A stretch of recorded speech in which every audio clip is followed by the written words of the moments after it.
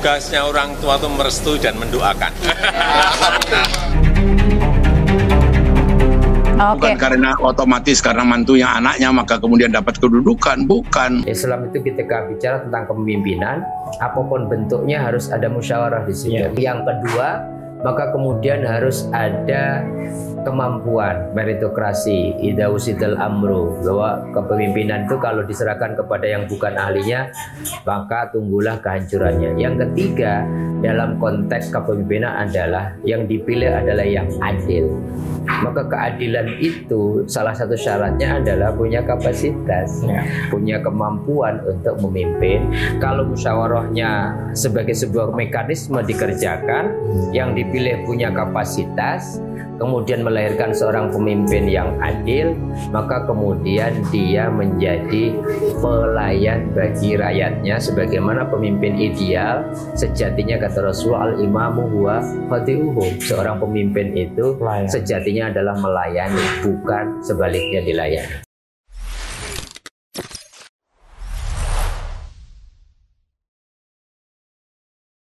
Assalamualaikum warahmatullahi wabarakatuh. Kita berjumpa kembali di channel Tauhid Cinta. Kali ini kita akan membahas mengenai yang sekarang ini cukup banyak diperbincangkan, ya apalagi jelang pemilu sekarang ini, yaitu dinasti politik. Kita tahu bahwa dalam konstitusi kita, setiap warga negara memiliki hak untuk dipilih dan untuk memilih. Nah, bagaimana dengan politik dinasti? Kita akan membincang ini dengan bagaimana Islam memandang politik dinasti. Ya, kita tahu bahwa ya banyak pengamat gitu atau sejarawan yang mengatakan bahwa pada zaman Khulafaur Rasyidin itu mereka terpilih sebagai khalifah secara demokratis. Tetapi setelah Khulafaur Rasyidin, zaman Khulafaur Rasyidin, itu mulai terjadi dinasti politik di zaman Umayyah maupun di zaman Muawiyah atau di zaman Abbasiyah. Nah, kita akan membincang ini dengan Ustadz Mukhlisin Aziz. Beliau adalah pembina di channel Tauhid Cinta ini dan Wakil Ketua STAI atau Sekolah Tinggi Agama Islam Muslim Asia Afrika. Assalamualaikum Ustadz. Waalaikumsalam warahmatullahi wabarakatuh. Luar biasa ya perbincangan sekarang, politik makin panas. Bukan cuma cuaca yang panas, tapi udah makin suhu politik tuh, tensinya udah makin tinggi. Nah, ini terkait dinasti politik Pak Ustadz ya. Ya kita tahu kan bahwa dinasti politik itu berbeda antara monarki atau kerajaan dengan dinasti politik di alam demokrasi gitu. Nah, di kerajaan ya tentu saja seorang raja bisa mewariskan kekuasaannya pada anaknya, pada darah pada keturunannya gitu. Ya beda dengan di zaman demokrasi, memang mereka lewat partai dan dipilih oleh rakyat, tapi tetap misalkan di dulunya dia kepala daerah, terus nanti anaknya juga akan terpilih lagi menjadi kepala daerah dan lain sebagainya. Begitu juga di dalam sistem partai gitu. Ya dulu ketua umumnya adalah bapaknya dan kemudian diwariskan ketua umumnya walaupun dipilih juga oleh masa partainya gitu. Dengan mekanisme demokrasi. Dengan mekanisme demokrasi ya gitu.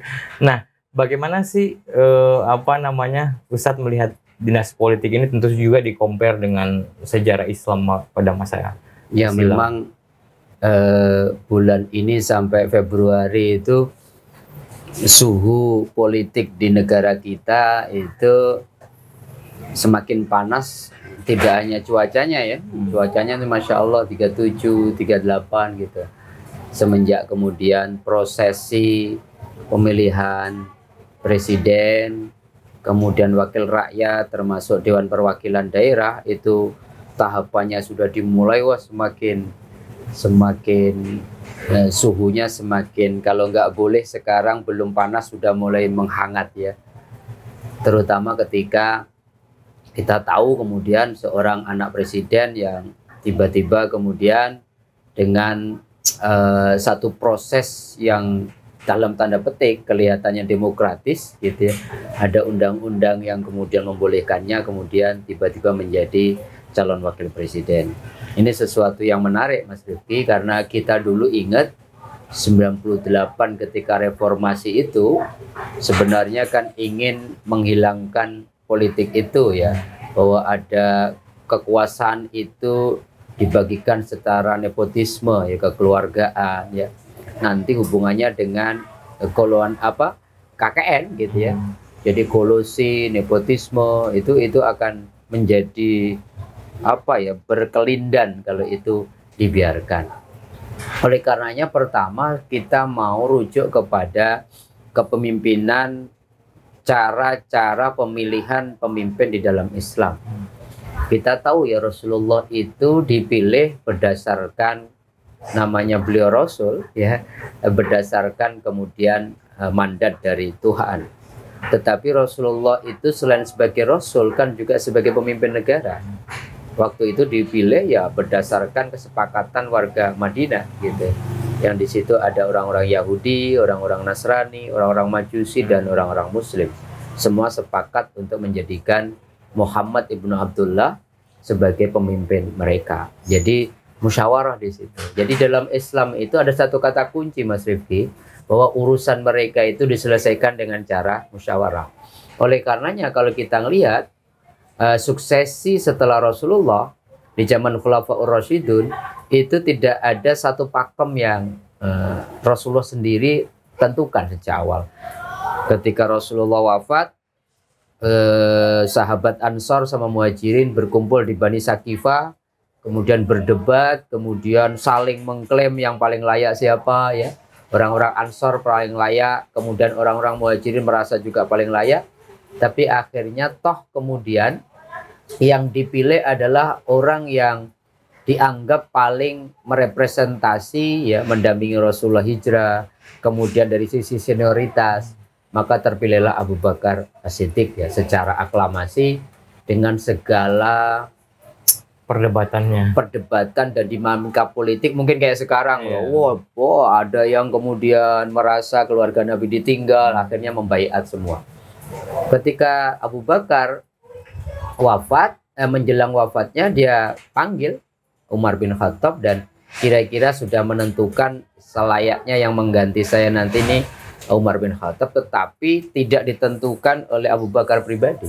Dia panggil sahabat-sahabat senior lagi untuk dimintain kira-kira pendapatnya dan akhirnya sepakat yang menggantikan Abu Bakar smooth itu diganti dengan Umar bin Khattab. Nah, Umar bin Khattab ini kita tahu ya, sahabat Nabi yang selalu terkenal dengan kreativitasnya. Banyak kreatif banyak hal-hal baru yang diciptakan oleh Umar bin Khattab, termasuk sistem pemerintahan, ada penggajian pegawai pemerintah itu zaman Umar. Ada Baitul Mal ya, ada kayak semacam kalau kita itu bendahara negara itu zaman Umar, termasuk taraweh berjamaah dan sebagainya. Kalau Umar itu sistemnya tidak memanggil, tidak menentukan, tapi bikin tim kecil. Namanya kalau di kita itu formatur ya. Ada 6 orang yang kemudian dipersilakan 6 orang itu untuk berdiskusi siapa yang kemudian di antara 6 sahabat senior itu yang paling layak dipilih untuk menjadi pemimpin. Nah, kita tahu kemudian setelah Utsman ada fitnatul kubro. Ada fitnah besar karena Utsman kemudian terbunuh. Di situ maka kemudian ketika Utsman meninggal, ada beberapa kelompok yang mendorong Ali untuk jadi penggantinya. Setelah Ali menolak dan segala macam, tetapi demi stabilitas negara yang harus segera ada pemimpin, maka Ali kemudian mau menerima itu asalkan kemudian ada baiat dari seluruh umat Islam. Walaupun kita tahu ya, beberapa keluarga Utsman termasuk nanti yang menjadi cikal bakal monarki gitu ya, Muawiyah itu tidak setuju ya, karena merasa mereka berhak mewarisi apa yang kemudian dilakukan oleh Utsman setelahnya, sebelumnya. Dari 4 khalifah ini Mas Rifki, kalau kita mau tarik sebuah kesimpulan, ternyata Nabi sendiri tidak memberikan cara suksesi yang satu. Diberikan ruang kepada umat Islam, monggo kalian menentukan cara suksesinya seperti apa, kira-kira ya. Tetapi di situ ada musyawarah. Di situ ada prinsip meritokrasi ya. Idza wusidal amru ila ghairi ahli fantadiri sa'ah. Di situ selain ada musyawarah, tetapi pemimpin itu dipilih karena kapabilitasnya, karena kemampuannya, karena pemimpin itu melayani, pemimpin itu orang yang dianut pemimpin itu orang yang bertanggung jawab mengarahkan yang dipimpinnya. Maka meritokrasi berdasarkan hadis itu menjadi satu kunci lain selain faktor musyawarah tadi. Tetapi Rasulullah memberikan ruang, tahu betul nanti perkembangan dunia ini akan berubah-ubah. Mau sistemnya parlementer, mau sistemnya perdana menteri, mau sistemnya pemilu langsung, mau apa perwakilan, monggo saja. Tapi di situ ada musyawarah. Di situ sistemnya memungkinkan terpilihnya orang terbaik yang punya kapabilitas untuk menjadi seorang pemimpin.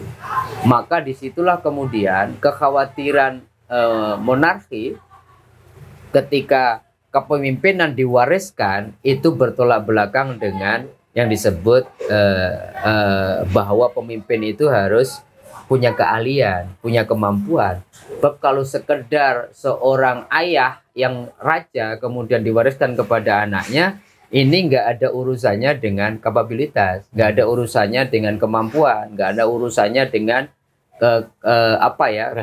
prestasi dan sebagainya. Ini warisan, yang namanya warisan ya.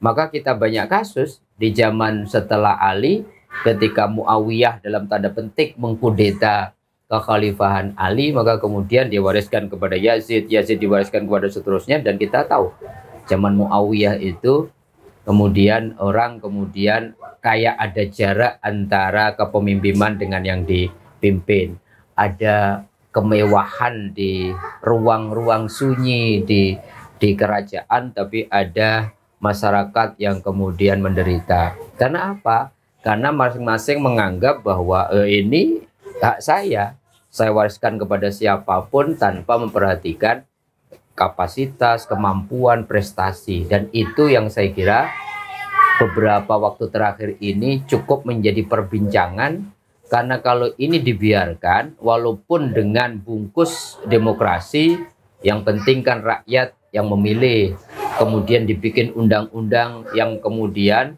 tidak memberikan ruang kepada siapapun berdasarkan undang-undang tadi. Masing-masing orang berhak dipilih dan dipilih. Ada parliamentary threshold yang 20% itu, sehingga kemudian semakin dipersempit dan kemudian dipersempit lagi dengan segala macam, dengan umur, kemudian ada ruang-ruang yang bisa kelihatannya konstitusional, bahwa boleh siapapun yang memenuhi syarat-syarat yang ditentukan oleh undang-undang. Tetapi masalahnya secara hakiki, apakah dinasti politik, pertanyaan kan itu Mas Rifki, apakah dinasti politik di Indonesia ini sudah mulai tumbuh lagi atau tidak?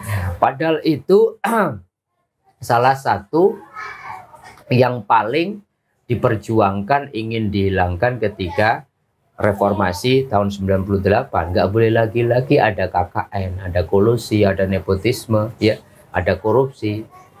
Masalahnya adalah ketika kepemimpinan walaupun dengan bungkus demokrasi diwariskan, kan tidak saja sekedar presiden ini, di banyak tempat ya, kita nggak akan menyebut satu ya, tapi banyak kepala daerah yang kemudian ayahnya jadi bupati karena tidak boleh 2 periode, sudah cukup nggak boleh periode ketiga, akhirnya istrinya, istrinya nggak bisa, kemudian anaknya, dan itu sudah banyak kasus gitu ya.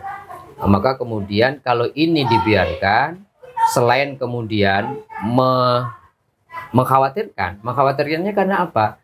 Karena kalau kemudian asumsinya, logikanya yang penting dipilih rakyat, ya kita tahu. Maka kemudian kita ini masih sangat mudah dikondisikan. Kita belum melek politik secara dewasa, sehingga saya kira kenapa ini kita perbincangkan, bukan untuk menunjuk satu person dan person yang lain, tetapi untuk mencari bagaimana sih sesungguhnya kepemimpinan itu hakikatnya. Kan gini Mas Rifki, di dalam Islam Kanjeng Nabi itu menyebut kepemimpinan itu menarik. Al-imamu huwa khadi'uhum. Seorang imam itu yang melayani yang diimami. Jadi seorang presiden itu bukan dilayani, tapi melayani yang kemudian dipimpin adalah rakyatnya. Lah ngurus negara itu kan bukan seperti ngurus rumah tangga. Ya. Rumus rumah tangga aja kalau nggak punya kapasitas ilmu aja kan amburadul. Mendidik anak aja kalau nggak punya kapasitas. Ini apalagi ngurus Bhinneka Tunggal Ika, 17.000 pulau lebih gitu ya. Kemudian dari Sabang sampai Merauke dengan berbagai latar belakang. Yang kita ini kalau naik pesawat dari ujung ke ujung itu kayak keliling Eropa. Maka kemudian meritokrasi menjadi penting di situ. Masalahnya adalah apakah orang bisa menjamin ketika seseorang berdasarkan konstitusi yang itu sah boleh kemudian menunjuk dengan mekanisme partai ataupun alasannya itu anaknya atau keponakannya, apakah kemudian pertanyaannya adalah ketika proses nepotisme yang walaupun sah berdasarkan konstitusi itu bertentangan enggak? Maksudnya mengabaikan meritokrasi enggak? Mengabaikan kapabilitas, mengabaikan prestasi, mengabaikan kemampuan untuk memimpin secara adil, kemudian melayani itu. Kalau itu kemudian orang yang kemudian diajukan tapi punya prestasi, punya kapabilitas, punya kemampuan, semua orang saya kira tidak akan pernah protes. Karena apa? Karena di dalam Islam itu kan sebenarnya tujuannya bagaimana yang dipimpin itu mendapatkan hak-haknya, keadilan, kesejahteraan. Di situ hukum kemudian tidak tajam ke bawah, tumpul ke atas, tetapi semuanya diayomi seperti Rasulullah bukan sebagai Rasul tapi sebagai kepala negara di Madinah itu menerapkan bahwa warga Madinah itu punya hak yang sama tapi juga punya kewajiban. Itu poinnya sebenarnya. Nah, dalam Islam kan tadi Pak Ustadz menyebutkan gitu bahwa apabila suatu hal diserahkan pada bukan ahlinya, fantazir sa'ah, maka tunggulah kehancurannya gitu. Nah, ini luar biasa ya. Islam sudah menerapkan meritokrasi gitu ya, sejak lama gitu. Ya artinya bahwa dinasti politik ya mungkin ya sah-sah saja dalam konteks tadi itu. Ada meritokrasinya, ada sistem meritnya yang berjalan. Filternya gitu. Saya kira meritokrasi itu bukan ya karena dia darah biru gitu atau dia keturunan dari si A atau si B, dia layak tiba-tiba menjadi pengganti bapaknya, pengganti keluarganya gitu segala macam. Tidak melalui mekanisme atau fit and proper test lah kalau sekarang yang objektif gitu ya. Yang objektif gitu ya. Nah, sehingga ya kan sekarang ya seperti tadi di awal saya bilang ya di partai ada, dinasti politiknya, di kepala daerah ada, ya juga di kepemimpinan pusat juga ada gitu ya. Ya semuanya ya mungkin merasa bahwa ada punya darah biru sehingga layak gitu untuk meneruskan tali atau estafeta kepemimpinan ya.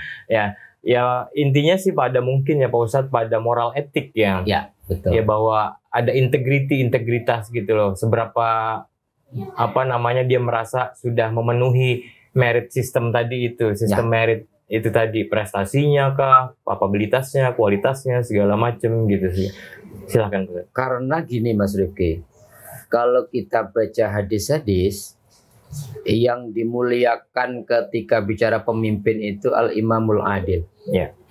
Bahkan diberi satu keistimewaan, salah satu dari 3 kondisi yang doa tidak tertolak itu dari imam yang adil. Bahkan nanti di akhirat orang yang adil itu menjadi pemimpin akan dinaungi ketika tidak ada naungan di padang mahsyar. Nah, keadilan itu nggak mungkin muncul Mas Rifki ketika meritokrasinya diabaikan. Bagaimana mungkin orang meletakkan sesuatu pada tempatnya sebagai seorang pemimpin kalau dia nggak punya kapabilitas, dia nggak punya prestasi, dia nggak bisa melihat sesuatu secara objektif dan diletakkan pada konteks yang pada tempatnya, yang disebut adil itu kan watu syain ala mahalik gitu. Bagaimana kemudian nanti dia juga memilih pembantu-pembantunya yang kemudian kalau dia nggak punya kemampuan untuk meletakkan orang yang tepat untuk ditempatkan di tempat yang tepat. Sehingga yang muncul nanti kalau ini hanya sekedar orang anaknya siapa, walaupun kemudian dia dipilih dengan segala kondisi politik yang boleh jadi dikondisikan atau apapun mekanismenya, Yang penting ketika meritokrasi ini ditinggalkan itu bahaya. Maka di situ musyawarah menjadi tidak dijadikan rujukan, walaupun wah ini kan berdasarkan kesepakatan. Nah, kesepakatan ini hukum berdasarkan kalau di mekanisme DPR ya siapa yang menguasai DPR bisa bikin undang-undang dan membatalkannya. Yang kedua, kalau kemudian meritokrasinya ditinggalkan, maka kemudian ya bagaimana mungkin keadilan muncul ketika seseorang tidak punya ilmu kepemimpinan, tidak punya wisdom, ya tidak punya kemudian kearifan, kebijakan untuk kemudian mensikapi persoalan-persoalan yang terjadi ketika dia memimpin. Maka imamun adil menurut saya asumsinya sebuah keniscayaan harus diiringi dengan seorang pemimpin yang meritokrasi, seorang pemimpin yang telah lulus fit and proper testnya, bahwa kemudian dia ternyata setelah meritokrasinya beres ternyata dia anaknya presiden, yang nggak ada persoalan. Di Amerika kan juga ternyata biasa gitu, ada Bush junior, ada Bush junior gitu. Dan itu kan sesuatu di banyak tempat muncul gitu. Di Thailand juga muncul lagi ya. Di Filipina gitu seorang Marcos gitu dan sebenarnya ternyata anaknya terpilih. Tetapi kemudian terpilih itu berdasarkan proses-proses yang dia kemudian menunjukkan meritokrasinya kepada masyarakat yang dipimpinnya. Saya kira poinnya itu ya, bahwa ini kita bicarakan bukan untuk person per person, tetapi sistem kaidah-kaidah Islam. Saya cuma melihat 3. Islam itu ketika bicara tentang kepemimpinan, apapun bentuknya harus ada musyawarah di situ. Musyawarah mufakat. Yang kedua, maka kemudian harus ada kemampuan meritokrasi, idza usidal amru, bahwa kepemimpinan itu kalau diserahkan kepada yang bukan ahlinya, maka tunggulah kehancurannya. Yang ketiga, dalam konteks kepemimpinan adalah yang dipilih adalah yang adil. Maka keadilan itu salah satu syaratnya adalah punya kapasitas, punya kemampuan untuk memimpin. Kalau musyawarahnya sebagai sebuah mekanisme dikerjakan, yang dipilih punya kapasitas, kemudian melahirkan seorang pemimpin yang adil, maka kemudian dia menjadi pelayan bagi rakyatnya sebagaimana pemimpin ideal. Sejatinya kata Rasulullah, al-imamu huwa khadi'uhum. Seorang pemimpin itu sejatinya adalah melayani, bukan sebaliknya dilayani. Poinnya itu. Oke, menarik kok. Saya terakhir nih terkait keadilan ya. Ya Pramudia Yantatur mengatakan bahwa adil itu sejak dalam pikiran. Ya, adil atau fairness ya, bukan cuma pemimpin dia punya sifat adil gitu, tapi juga ada sistemnya yang adil, sistemnya yang fair gitu, terus mekanismenya yang fair gitu. Ini kan juga kadang-kadang dilanggar juga untuk menggolkan apapun gitu, menggolkan mungkin melanggengkan dinasti politik segala macam.